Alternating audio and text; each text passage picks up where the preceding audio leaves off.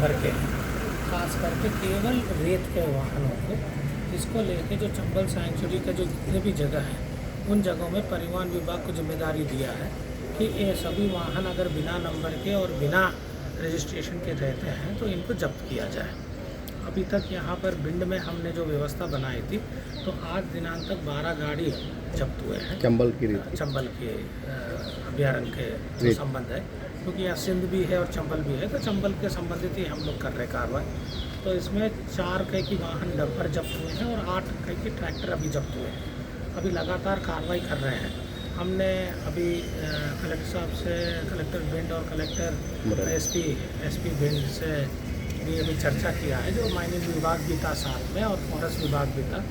संयुक्त रूप से हम लोगों ने एक दूसरे का कोऑर्डिनेटेड इफेक्ट करेंगे ताकि इस पर अच्छी कार्रवाई, जैसे माननीय न्यायालय जो निर्देश दिया उसका पालन किया यहाँ सर जैसे सिंध का रेत भी है, चंबल का रेत जो जांच करना है चंबल का, तो सर इनमें सर चेक कैसे कर पाते हैं कि चंबल का है सिंध का है? सिंध का रेत में और चंबल का रेत में एक बेसिक डिफरेंस, सिंध का रेत थोड़ा मोटा रहता है। हाँ।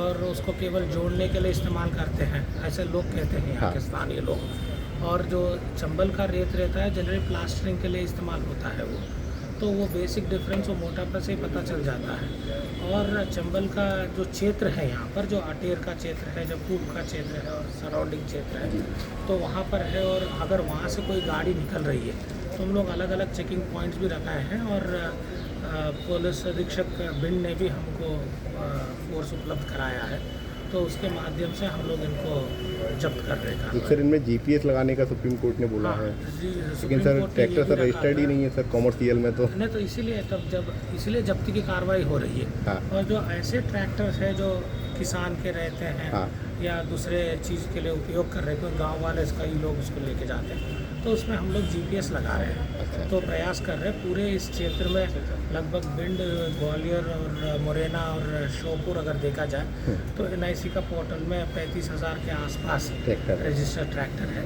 और इसमें हम लोग पहला चरण में इसी को कॉन्सेंट्रेट कर रहे हैं जो ये चंबल सैंक्चुरी से संबंधित है। फिर बाद में लगातार कार्रवाई चलते रहेगी। और जिनके पास ट्रैक्टर है मैं उनसे भी निवेदन करता हूँ, क्योंकि ट्रैक्टर में नंबर नहीं होने से अगर किसी का एक्सीडेंट हो जाता है तो उस पीड़ित व्यक्ति को न्याय भी नहीं मिलता है, क्योंकि ना इंश्योरेंस का उसमें पैसा मिलता है और ना ही उसमें कोई केस की तरह आइडेंटिफिकेशन नहीं हो पाता है। तो अभी उसके लिए भी हमने बोला, जहाँ पर जैसे वाहन है, आरटीओ से मैंने यही बोला था, जिन वाहनों में अगर वाहन स्पष्ट नहीं है या कई बार नंबर दिखता नहीं, आधा निपट जाता है, ऐसे के लिए भी एक पेंटर को लगा के ताकि रेडियम टाइप का पेंटर से करवाएं, ताकि रात में भी अगर चले तो उसमें फोकस में दिख जाए। तो अभी सर जो गाड़ियाँ पकड़ी हैं तो इनको कैसे रात साथ करेंगे? हाँ, रात साथ करेंगे हम, यहाँ लोकल न्यायालय में भी करेंगे, जो माननीय सुप्रीम कोर्ट के जो निर्देश हैं उसको कोर्ट करते हुए उनको देंगे। एक सर, क्या भिंड ग्वालियर मार्ग पर बिना परमिट की बसें बहुत चली हैं आपको? नहीं, अब उसके लिए भी अभी चर्चा हुई थी।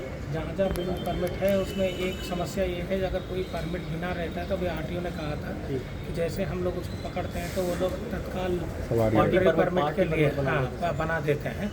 तो उसके लिए अभी एनआईसी से चर्चा करेंगे, तो उसमें क्या सुधार करना है, टाइम लिमिट का सुधार करेंगे ताकि ये पूरा रुक सके।